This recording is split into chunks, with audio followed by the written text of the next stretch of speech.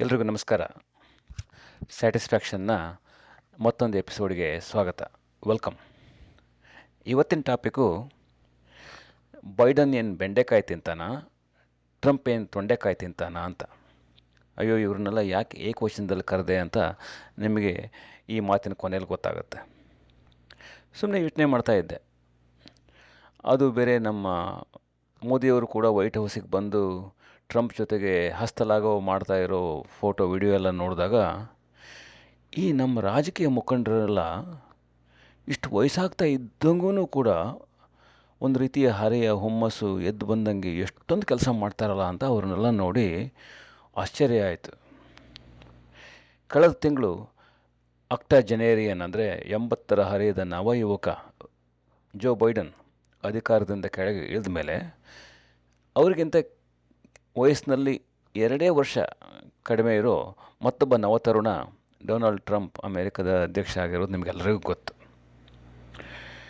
78-80 ವರ್ಷಕ್ಕೆ 81 ವರ್ಷಕ್ಕೆ ಎಷ್ಟು ಆ್ಯಕ್ಟಿವ್ ಆಗಿರ್ತಾರೆ ಇವರೆಲ್ಲ. ಇವರೆಲ್ಲ ನೋಡಿದ್ರೆ ಅನಿಸುತ್ತೆ 80 ಈಸ್ ನ್ಯೂ 50 ಅಂತ. ನಾವೆಲ್ಲ ಬಿಡಿ, ಒಂದು ದಿವಸ ಆಫೀಸಿಗೆ ಹೋಗಿ ಬಂದರೆ ಉಸಪ್ಪ ದಸಪ್ಪ ಅಂದ್ಕೊತೀವಿ. ಅಲ್ಲೇನು ಕಡ್ದು ಹಾಕೋದೇನೂ ಇರೋಲ್ಲ. ಒಂದಿಷ್ಟು ಮೀಟಿಂಗ್ಗಳನ್ನು ಅಟೆಂಡ್ ಮಾಡ್ತೀವಿ, ಒಂದಿಷ್ಟು ಜನರ ಹತ್ರ ಮಾತಾಡ್ತೀವಿ, ಒಂದಿಷ್ಟು ಕೋಡ್ ಕೊಡ್ತೀವಿ, ಮತ್ತು ವಾಪಸ್ ಬರ್ತೀವಿ.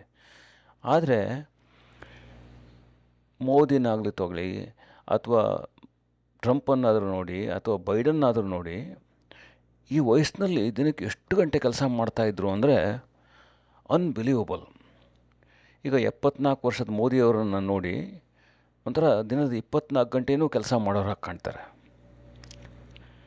ಇದರಲ್ಲಿ ಪಕ್ಷ ಅದು ಇದು ಅಂತಲ್ಲ, ಯಾವುದೇ ಪಕ್ಷದ ಲೀಡರ್ಗಳನ್ನು ನೋಡಿ, ಯಾವುದೇ ರಾಜಕೀಯ ರ್ಯಾಲಿಗಳಲ್ಲಿ ಭಾಗವಹಿಸಿ ಒಂದು ದೊಡ್ಡ ದೊಡ್ಡ ಭಾಷಣ ಬಿಗಿದು ಟೈಮಿಗೆ ಸರಿಯಾಗಿ ಅಷ್ಟೊಂದು ಕ್ರೌಡನ್ನು ಮ್ಯಾನೇಜ್ ಮಾಡಿ ಒಂದು ಜಾಗದಿಂದ ಮತ್ತೊಂದು ಜಾಗಕ್ಕೆ ಹೋಗುವಷ್ಟು ಕಷ್ಟ ಇನ್ನೊಂದಿಲ್ಲ.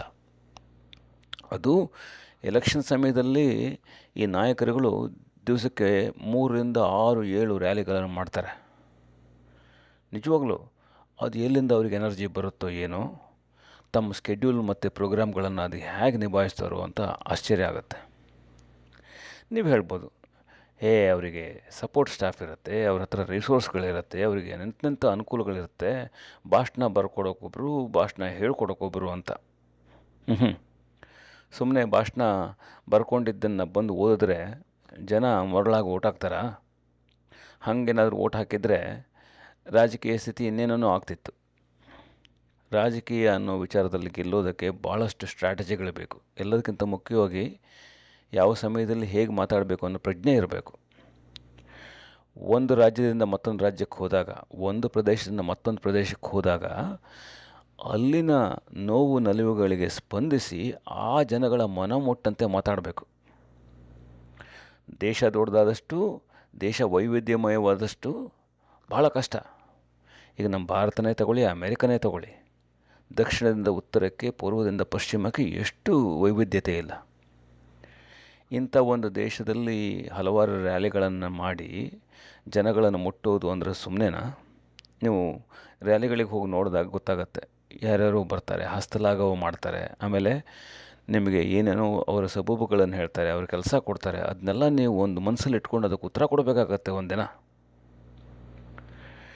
ಏನೇ ಇರಲಿ, ಮೋದಿ ಆಗಲಿ ಟ್ರಂಪ್ ಆಗಲಿ ಈ ವಯಸ್ಸಿನಲ್ಲಿ ಇಷ್ಟೊಂದು ಕೆಲಸ ಮಾಡ್ತಾರಲ್ಲ ಅಂತ ಹೆಮ್ಮೆ ಪಡಬೇಕು. ನಾನು ಕೆಲವೊಂದು ಟೈಮ್ ಯೋಚನೆ ಮಾಡ್ತಿರ್ತೀನಿ, ಈ ವರ್ಲ್ಡ್ ಲೀಡರ್ಗಳು ಯಾವುದೇ ದೇಶನೇ ತಗೊಳ್ಳಿ, ಅವರು ನಮ್ಮ ಥರ ಒಂಥರ ಸಾಮಾನ್ಯ ಮನುಷ್ಯರೇ ತಾನೆ. ಆದರೆ ಜೀವನದಲ್ಲಿ ಒಂದು ಮಹತ್ ಸಾಧನೆಯ ಉದ್ದೇಶ ಅವ್ರ ಹಿಂದಿರುತ್ತೆ, ಅದರಿಂದ ಅವರು ಮುಂದೆ ಬಂದಿರ್ತಾರೆ.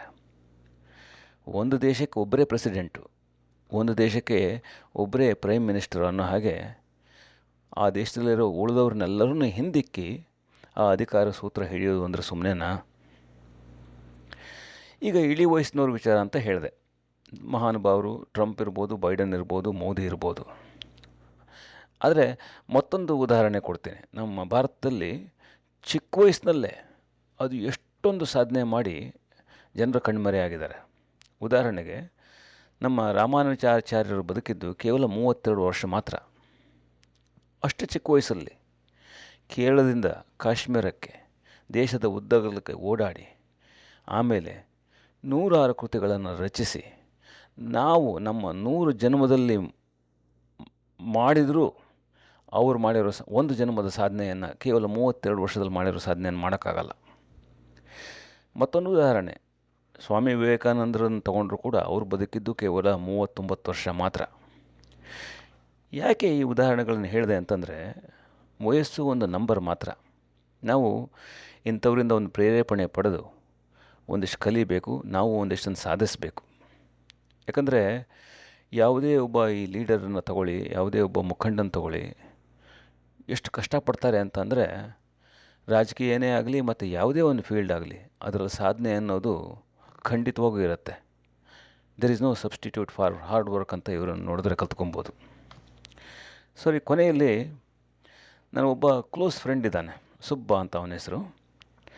ಅವನಿಗೆ ನಾನು ಕೇಳಿದೆ ಇದೇ ಪ್ರಶ್ನೆ, ಸುಬ್ಬ ನಿನಗೇನಾದರೂ ಗೊತ್ತಾ, ಎಷ್ಟು ಆ್ಯಕ್ಟಿವ್ ಆಗಿದ್ದಾರಲ್ಲ ಇವರು, ಬೈಡನ್ ಆಗಲಿ ಟ್ರಂಪ್ ಆಗಲಿ, ಅದು ಏನು ಅವ್ರ ಸೀಕ್ರೆಟ್ ಏನು ಅಂತ ಕೇಳೋದಕ್ಕೆ ಅವನ ಹಾರಕ್ಕೆ ಉತ್ತರ ಕೊಟ್ಟ. ಏನೇ ಸುಮ್ಮನಿರೋ, ಬೈಡನ್ ಏನು ನಮ್ಮ ಥರ ಬೆಂಡೆಕಾಯಿ ತಿಂತಾನ, ಟ್ರಂಪ್ ಏನು ನಮ್ಮ ಥರ ತೊಂಡೆಕಾಯಿ ತಿಂತಾನ, ಅವ್ರ ಪನರ್ಜಿ ಅದೆಲ್ಲ ಬೇಕನ್ ತಿಂತಾರಲ್ಲ, ಅದರಿಂದ ಬರುತ್ತೋ ಏನೋ ಯಾರಿಗೆ ಗೊತ್ತು ಅಂತ ಹಾರಕ್ಕೆ ಉತ್ತರ ಕೊಟ್ಟು ಕಳಿಸ್ಕೊಂಡ. ನಾನು ತಿಳ್ಕೊಂಡ ಹಾಗೆ ಅವರು ತಿನ್ನೋ ಐಟಮಿಂದಂತೂ ಕರೆಕ್ಟಾಗಿ ಬರೋಲ್ಲ ಎನರ್ಜಿ. ಈ ಇಳಿ ವಯಸ್ಸಿನಲ್ಲಿ ಅವರಿಗೆ ಮೋಸ್ಟ್ಲಿ ಅವರ ಒಂದು ಮನಸ್ಸಲ್ಲಿರೋ ಮಹತ್ ಸಾಧನೆಯೇ ಅವರಿಗೆ ಶಕ್ತಿಯ ಮೂಲ ಆಗುತ್ತೆ ಅನ್ನೋದು ನನ್ನ ಅನಿಸಿಕೆ. ನಿಮಗೇನಾದರೂ ಗೊತ್ತಾ ಅವರ ಎನರ್ಜಿ ಸೀಕ್ರೆಟ್ ಏನು ಅಂತ?